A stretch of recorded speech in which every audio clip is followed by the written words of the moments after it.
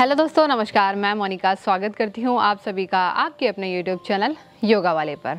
दोस्तों, आज की वीडियो में मैं आपको बताने वाली हूँ टॉन्सिलाइटिस के बारे में, जिसे हम बोलते हैं टॉन्सिल। आखिर टॉन्सिल होता क्या है और इसके बिगड़ने से हमें क्या परेशानी होती है, इसके लक्षण क्या होते हैं। उसी के साथ साथ मैं आपको 2 ऐसे योगासन बताऊंगी और 2 ऐसे प्राणायाम बताऊंगी जिनकी मदद से हम अपने टॉन्सिल की समस्या को खत्म कर सकते हैं। तो आइए दोस्तों, शुरू करते हैं। दोस्तों, होता क्या है, जो हमारा मुंह होता है, यानी जो हमारे मुंह का द्वार होता है, उसके पीछे 2 नलिकाएं आपस में मिलती है। एक होती है श्वास लेने वाली और दूसरी होती है खाने वाली, यानी भोजन को निगलने वाली। दोनों नलिकाएं आपस में मिलती है, जिसे हम बोलते हैं फेरिंग्स। और दोस्तों, इसी के साथ साथ हमारे जो जीभ के दोनों ओर 2 संवेदनशील लसिका ग्रंथि होती है, जिसे हम लिम्फ ग्लैंड भी कहते हैं। तो उसी के बिगड़ जाने से हमारी टॉन्सिल की समस्या होने लगती है। दोस्तों, टॉन्सिल का बहुत ही इंपॉर्टेंट प्ले होता है, यानी ये हमारे इम्यूनिटी पावर का एक इम्पॉर्टेंट रोल प्ले करती है। अगर हमारा टॉन्सिल बिगड़ जाता है तो इससे होता है क्या है, हमारे जो नाक और मुंह से आने वाले जो कीटाणु होते हैं उससे बचाने में हेल्प करती है। यानी टॉन्सिल का बहुत ही इंपॉर्टेंट काम होता है। तो अब मैं आपको बता देती हूँ इसके लक्षण क्या क्या होते हैं। दोस्तों, होता क्या है, जब हमारा टॉन्सिल बिगड़ता है तो इसका मेन रीज़न ये होता है, जब हमें ठंड लग जाती है, यानी ठंड के टाइम पे अगर आपने गर्म कपड़े नहीं पहने हैं, उसकी वजह से भी हमारे गले में खराश होने लगती है और धीरे धीरे टॉन्सिल बन जाता है। और इसी के साथ साथ दोस्तों, हमारे खान पान की गड़बड़ी से भी टॉन्सिल की समस्या होती है। यानी अगर हम कोई ठंडी चीज़ का सेवन ज़्यादा कर रहे हैं और बिना टाइम यानी बिना मौसम के हम कोई ठंडी चीज़ खा ले रहे हैं, इससे भी हमारे टॉन्सिल की समस्या होने लग जाती है। और दोस्तों, इसी के साथ अगर लक्षण की बात करी जाए तो बुखार आना, बहुत तेज ठंड लगना, शरीर में कपकपी आना, धीरे धीरे खांसी बढ़ जाना, खराश गले में पैदा होना, खाने में दिक्कत होना, यानी जब आप खाने को चबा के निगलते हैं तो उस समय हमारे गले में दर्द जो फील होता है तो वो हमारा टॉन्सिल की वजह से होता है। यानी हमारा जब टॉन्सिल बिगड़ता है उसी वजह से ये परेशानी होती है। उसी के साथ साथ हमारे जो श्वास होती है, हमारी श्वास में भी बदबू आने लगती है और खांसी हमारी बहुत ही ज्यादा बढ़ जाती है, गले में कफ बना रहता है। तो ये सारे हैं लक्षण टॉन्सिलाइटिस के। तो चलिए अब यहीं से आएंगे हम योगासन की तरफ। सबसे पहले हमारा योगासन है सिंहासन। तो हमें दोस्तों इसमें वो वाले योगासन करने हैं जो कि हमारे गले में, यानी हमारे जो रेस्पिरेटरी जितना सिस्टम है उस पर इफेक्ट डालेगी और हमारी टॉन्सिल की समस्या को खत्म करेगी। सबसे पहले आपको क्या करना है, इस तरीके से वज्रासन की पोजीशन में बैठ जाना है। ठीक है, अब यहीं से दोनों पैरों को खोल लेना है। वज्रासन में बैठने की पोजीशन क्या होगी, पैरों को फोल्ड करते हुए आपको इस तरीके से बैठ जाना है। आगे से हम पैरों को इस तरीके से खोल लेंगे। ठीक है, ये हमारी पोजीशन होती है सिंहासन की। अब यहीं से करना क्या है, अपने दोनों हथेलियों को इस तरीके से मैट पे नीचे रख देना है। ठीक है, ये आपकी पोजीशन, यानी आपको हल्का सा आगे की ओर झुकना है। आपके हाथ इस पोजीशन में रहेंगे, इसका आपको ध्यान रखना है। अब यहीं से आपको करना क्या है, अपनी जो दोनों आंखें हैं, अपनी दोनों आंखों को अपनी नाक पर केंद्रित करना है। यानी आपकी जो दृष्टि होगी वो आपकी नाक पर आ जाएगी और इसी में आपको अपनी जीभ को बाहर निकालते हुए गर्जन करनी है। यानी जिस तरीके से शेर दहाड़ता है उसी तरीके से हमें आवाज़ निकालनी है। इससे होगा क्या, हमारी जो गले की जितनी नली है और जीभ के पास जितने भी हमारे बॉडी के अंदर के पार्ट्स हैं उसमें एक घर्षण पैदा होगा, जो कि हमें बहुत हेल्प करेगा टॉन्सिल की समस्या को खत्म करने के लिए।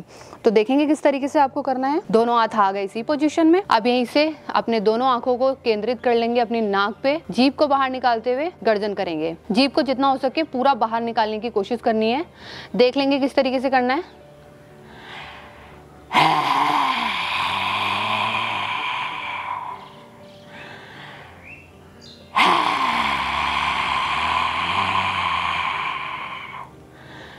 आपको एकदम से बहुत ही अच्छा यहाँ पे खुजली सी आपको फील होगी, पर इसी के साथ साथ आपको गले में जितनी भी तरीके का दर्द है उसमें आपको थोड़ी थोड़ी राहत मिलना शुरू हो जाएगी। करने में थोड़ा सा अजीब लगता है, बट अगर आप इसका प्रयास करेंगे यानी अभ्यास करेंगे तो आपके लिए बहुत ही अच्छा अभ्यास होगा। धीरे से आ जाएंगे अपनी नॉर्मल पोजीशन में। तो दोस्तों, इसका अभ्यास यानी आपको करना है कम से कम 3 बार। 3 बार रिपीट करेंगे और एक बार में जितनी बार आप श्वास को लेंगे आपको कम से कम 5 से 10 बार इसे करना है और 3 बार इसे रिपीट करते हुए आना है। तो आ जाएंगे हम दूसरे आसन की तरफ, जिसे हम बोलते हैं त्रिकोण आसन। इसके लिए आपको अपनी मैट पर खड़े हो जाना है और यहीं से आपको करना क्या है, अपने दोनों पैरों को इस तरीके से खोल लेना है। यानी अपनी कैपेसिटी के हिसाब से अपने लेग्स को खोल लेंगे। ऐसा भी नहीं आपको बहुत ज़्यादा खोलना है और ऐसा भी नहीं है कि बहुत कम। कम से कम आपको इतना डिस्टेंस रखना है, यानी 6 to 7 फीट का गैप इजीली आप रख लेंगे। अब यहीं से अपने दोनों हाथों को फैलाते हुए सामने की ओर जाएंगे। अब यहीं से शेक करेंगे इस तरीके से 1 2। इसी तरीके से आपको 20 बार करना है। ये हमारी बॉडी में हीट जनरेट करता है और हमारे गले को हील करने में भी हेल्प करता है, यानी टॉन्सिल की समस्या को हील करता है। अब यहीं से वन साइड जाते हुए, यानी आपका राइट पाम आपके लेफ्ट फीट के पास आ जाएगा, दूसरा हाथ ऊपर की ओर अपनी उंगली पे देखते हुए 20 सेकंड तक यहीं पर होल्ड करना है।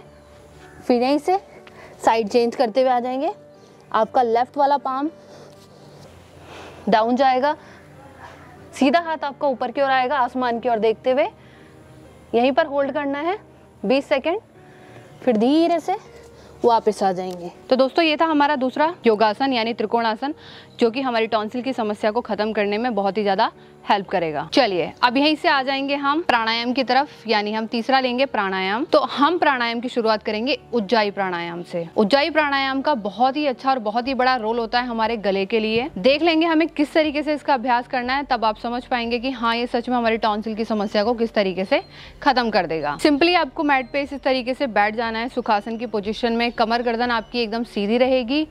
अपने हाथ को इस तरीके से चिन्ह या ज्ञान मुद्रा में इस तरीके से रख लेंगे। अब यहीं से करना क्या है आपको, अपने गले को, इसमें हमारा जो प्रेशर पॉइंट आएगा वो होगा हमारा गला। इसमें हमें अपने गले का संकुचन करना है, यानी गले को सिकोड़ने की कोशिश करनी है और ऊपर की ओर इसे खींचने का प्रयास करना है। ठीक है, देख लेंगे किस तरीके से करना है। इसे दो तरीके से किया जाता है, एक लंबी श्वास के द्वारा और एक छोटी छोटी श्वास के द्वारा घर्षण करते हुए। तो सबसे पहले हम करेंगे लंबी श्वास के द्वारा, उसके बाद हम दूसरा उस पे आएंगे जिसे हम छोटे छोटे स्टॉक्स में करेंगे। देख लेंगे किस तरीके से करना है आपको। इसमें श्वास पहले आप अपनी नॉर्मली रखेंगे, लंबा श्वास लेंगे, लंबा ही श्वास छोड़ देंगे पूरा बाहर।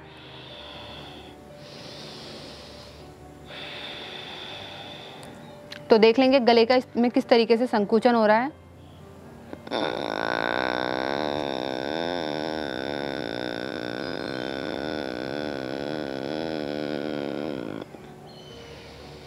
लंबा श्वास, लंबा ही प्रश्वास। श्वास को लेंगे, छोड़ेंगे, सामान्य बनाएंगे।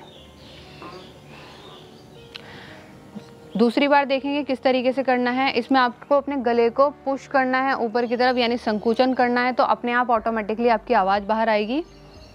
गले को पीछे की ओर श्वास को खींचने की कोशिश करनी है, जिससे आपका ये जो गला है, ये वाला पॉइंट है, ये इस तरीके से अंदर की ओर चला जाएगा। देख लेंगे दोबारा से।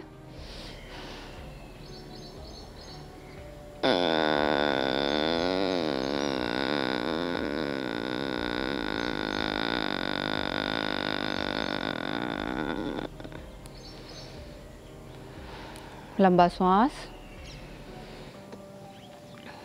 दोस्तों बहुत ही सिंपल अभ्यास है, हमारे गले की खराश को भी दूर करने में हेल्प करेगा। तो आपको इसे कम से कम 3 बार करना है लंबा लेते हुए, और लंबा ही आपको रिलीज कर देना है। तो 3 बार आप रिपीट करेंगे और अपनी कैपेसिटी के हिसाब से, यानी अपनी श्वास की क्षमता के हिसाब से ही आपको करना है, यानी जितने में आप सहज फील कर रहे हैं उस हिसाब से आपको करना है। चलिए अब इसका मैं सेकंड वर्जन आपको दिखाती हूँ, जिसमें आपको छोटे छोटे स्टॉक्स में श्वास को लेना है और छोड़ना है। देख लें किस तरीके से करना है।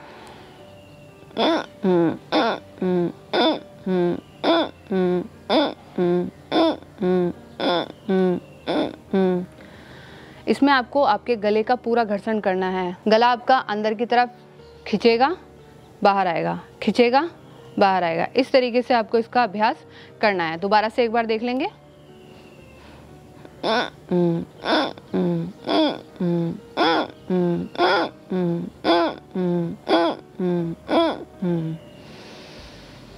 दोस्तों शुरुआती टाइम पे आप इसे 3 से 5 बार इसका अभ्यास करेंगे, लेकिन जब आपकी अच्छी प्रैक्टिस हो जाएगी तो आप इसे 15 से 20 बार भी इजीली कर पाएंगे और करेंगे। हमारी बॉडी के लिए ये बहुत ही ज़्यादा अच्छा रहेगा। अब यहीं से आएंगे हम चौथे प्राणायाम की तरफ, जिसको हम बोलते हैं शीतली प्राणायाम। ये कहीं ना कहीं हमारे जीभ को फोल्ड करके ही करा जाता है। बहुत सारे हमारे व्यूअर्स ऐसे हैं जिनकी जीभ फोल्ड नहीं होती है, वो मुझे कमेंट्स में बोलते भी हैं कि मैम हमारी जीभ फोल्ड नहीं हो पा रही है, तो हम उसके लिए क्या करें। तो दोस्तों होता क्या है कि काफ़ी सारे ऐसे लोग होते हैं जिनकी जीभ फोल्ड नहीं होती है, लेकिन अगर आप डेली इसका अभ्यास करेंगे तो आपकी ईजिली जीभ फोल्ड हो जाएगी। देख लेंगे आपको किस तरीके से इसका अभ्यास करना है। जीभ आपकी सबसे पहले बाहर आएगी, फिर दोनों साइड से आपको इसे रोल कर देना है। देख लेंगे,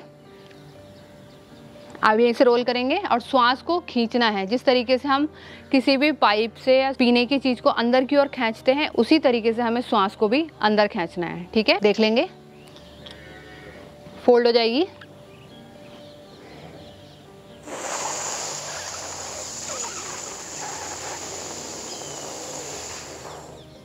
मुंह को बंद करते हुए नाक से एक्सहेल, श्वास को बाहर छोड़ देंगे। श्वास आपकी जाएगी जीभ से अंदर और नाक से आपकी जाएगी बाहर की ओर। ठीक है, बहुत ही सिंपल और इजी आपको अभ्यास करना है, बिना कुंभक के करना है। देख लेंगे दोबारा से किस तरीके से करना है। जीभ आपकी बाहर आएगी। अगर आपकी स्टार्टिंग में जीभ नहीं फोल्ड हो रही है तो आप इस तरीके से श्वास को अंदर भी ले सकते हैं। देख लेंगे।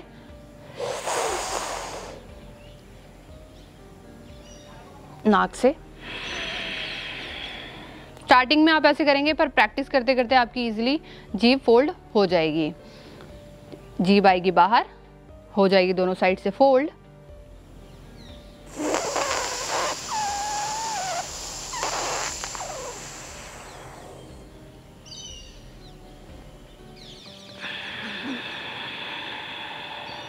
श्वास पूरी बाहर आपकी नाक से हो जाएगी। तो दोस्तों, अगर आपको टॉन्सिल की समस्या रहती है तो इसी के साथ आपको गर्म पानी का सेवन करना है, ठंडा पानी आपको अवॉइड करना है, ठंडी चीज़ें नहीं खानी है, दही, छाछ या दूध से बनी हुई जो चीज़ें होती हैं उसका सेवन नहीं करना है। और आप इसी के साथ गर्म पानी में काली इलायची डालकर भी पी सकते हैं, वो हमारे को काफ़ी अच्छी गर्मी देती है और हमारी टॉन्सिल की समस्या को ख़त्म करने में भी हेल्प करती है। तो दोस्तों, ये थे हमारे 2 ऐसे योगासन और 2 ऐसे प्राणायाम जो कि हमें बहुत ही ज़्यादा हेल्प करने वाले हैं हमारे टॉन्सिल की समस्या में। तो आप इसका अभ्यास कम से कम 3 महीने तक करेंगे तो आपको आने वाले टाइम में टॉन्सिल की समस्या बिल्कुल खत्म हो जाएगी। तो दोस्तों, आपको वीडियो कैसी लगी है कमेंट्स करके जरूर बताइएगा और साथ साथ में हमारे चैनल को सब्सक्राइब करना ना भूलें, बेल आइकन को भी ऑल पर प्रेस कर देंगे ताकि इसी तरीके के हेल्दी अपडेट्स हमारी वीडियोस के थ्रू आप तक इजीली पहुंच जाए। तो अभी के लिए नमस्कार, जल्दी मिलेंगे अगली वीडियो में।